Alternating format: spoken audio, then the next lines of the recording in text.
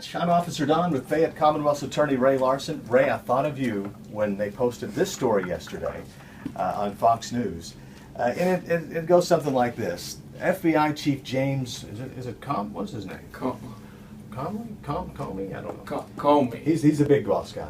Seemed to open the door for pot smokers when he told the American Bar Association's annual White Collar Crime Conference that the Bureau might be relaxing the rules for hiring.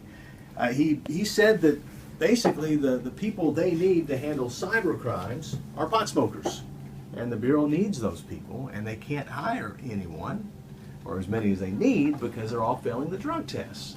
So he actually floated that to the American Bar Association, and up till about 21 hours ago, it looked like the policy was going that way, but he's been challenged on that now.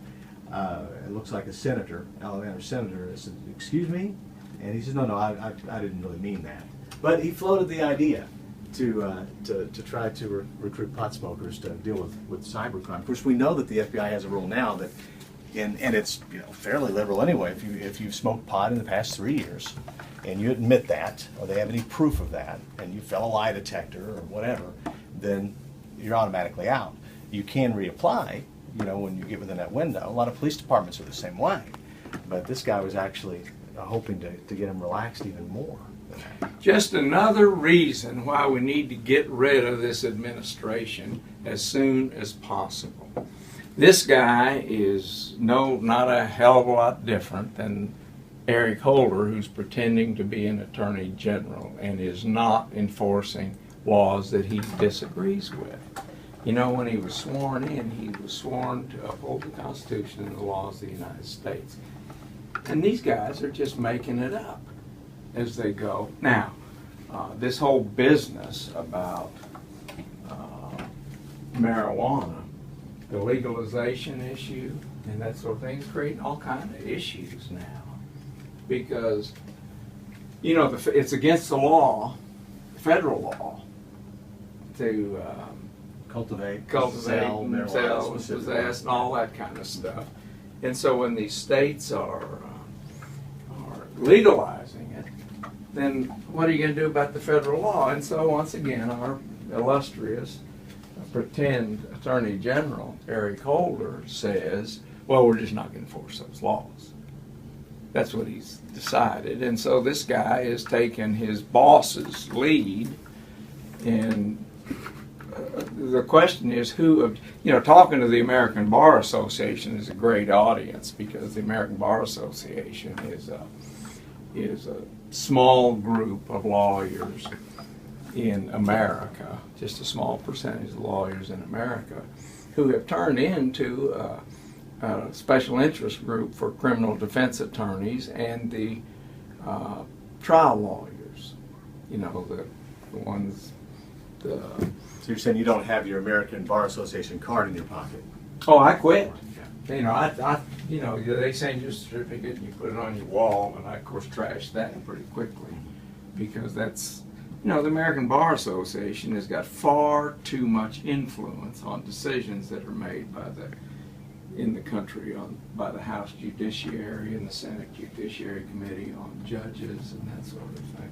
So, doesn't surprise me, and thank goodness somebody spoke up and called this guy out.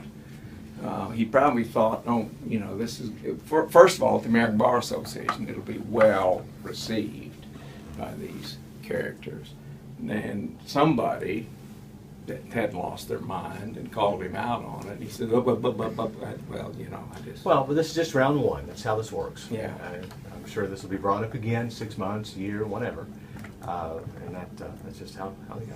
What this legalization of marijuana in Colorado is causing all kind of issues, because people fly out there and then they bring this stuff back. I mean, powerful stuff, vials of THC oil and that sort of thing. And guess what?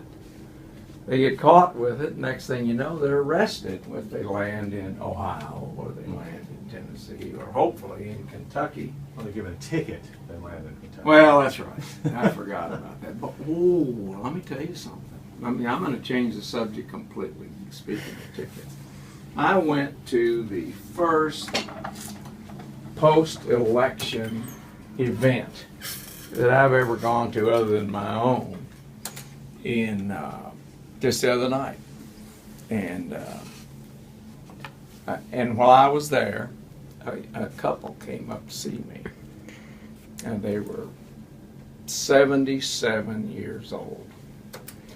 And they came up and said, "Can we say something to you?" I said, "Well, if you're going to confess to a crime, I'd just soon have you make it to a police officer." I said, no.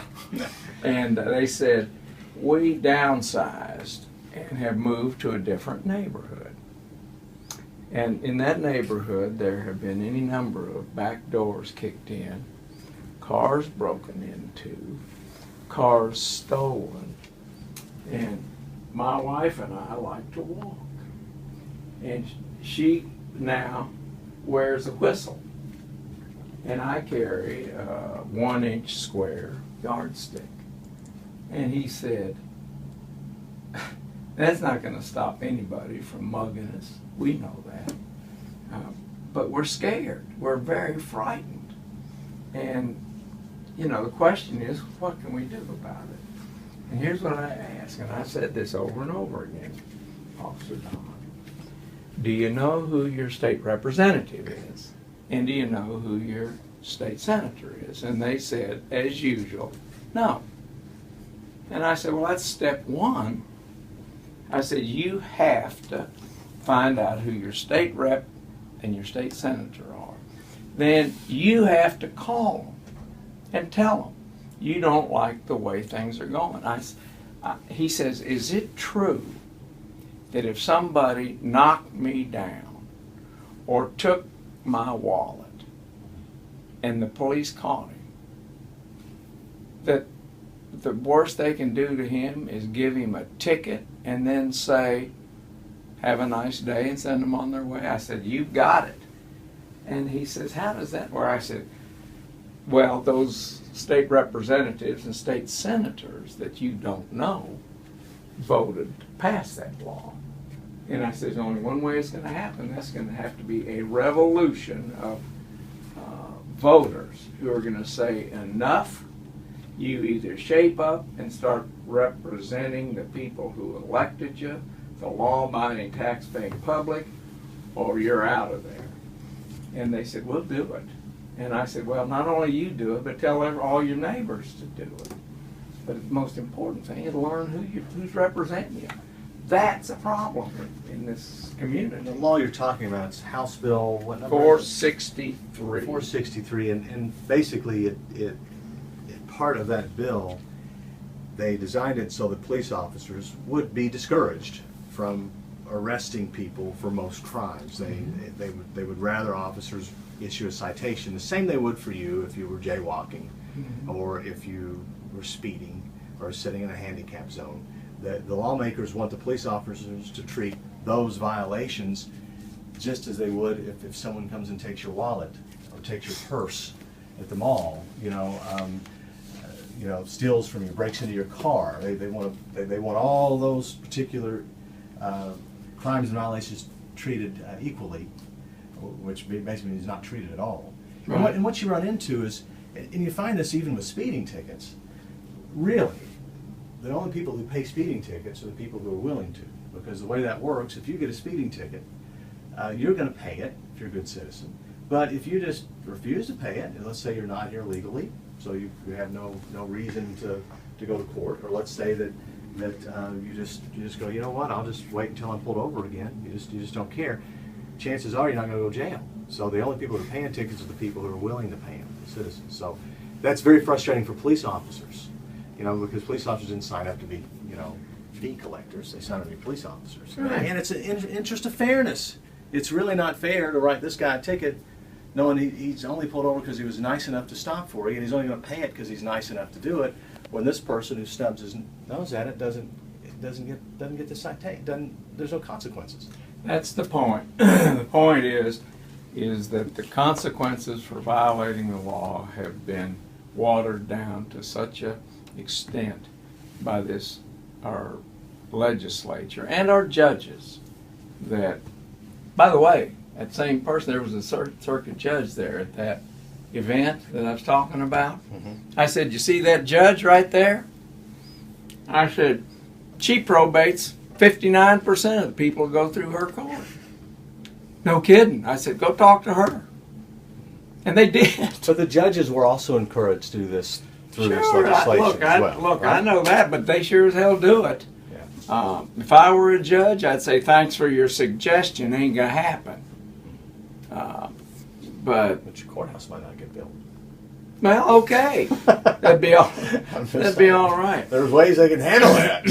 You know. We got a new group of summer interns with us this summer, and one of them is with us today, and her name is one of the great names around. Her name is Jet Swisher. Now she used to go by Jetty. But you changed your We've name. changed it Jet. this morning to Jet. Okay, so tell us a little bit about yourself. She's pushing back on that, first of all. It's all right. She's pushing back on it. Well, my name is Jet Swisher, not Jetty, and it's good to be here. I am a summer intern for Mr. Ray Larson at the Commonwealth Attorney's Office. Where do you go to school? I go to High Point University, And you are a and I am a sophomore. right. So And what's your major? I'm majoring in communications and also political science. Right. And these days that doesn't say J-O-B at the end, does it? No. So, but what we're teaching her to do, and we're taking advantage of all of her knowledge and skills in this whole communication area. So stay tuned out there, crime fighters, because Jet Swisher will soon be making an appearance. Are you talking about on the web?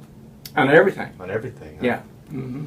LexingtonProsecutor.com, so you can check that out. Right. Okay. So we've got and I tell you, we beat the same drum on the House bill situation, but I guess it's worth beating. How is crime in Lexington right now? Because just watching the news, it seems like crime's up. Is that just a perception from what we're getting? Well, aggressive news coverage, or what are the stats showing? Statistically, crime is down in Lexington. So those are people that commit the burglaries, the car break-ins, all that kind of stuff. And if the judges, and they're probated. I told you about the percentage that are probated. They're put right back on the street to commit more and more crimes. You see, we could reduce crime even more by putting these career criminals behind bars for as long as we can. So even if you put them in for 6 months, that's 6 months the public has got relief from these bums who just insist on committing crime after crime after crime. And they are laughing at the court sentences because they're probated. That's where we are. And those are mainly the crimes that are classified as property crimes, Right. where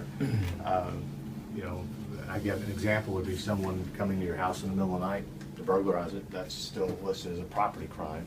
And that person comes into your house and does that while you and your kids in there asleep, right? That's still a That's property exactly crime.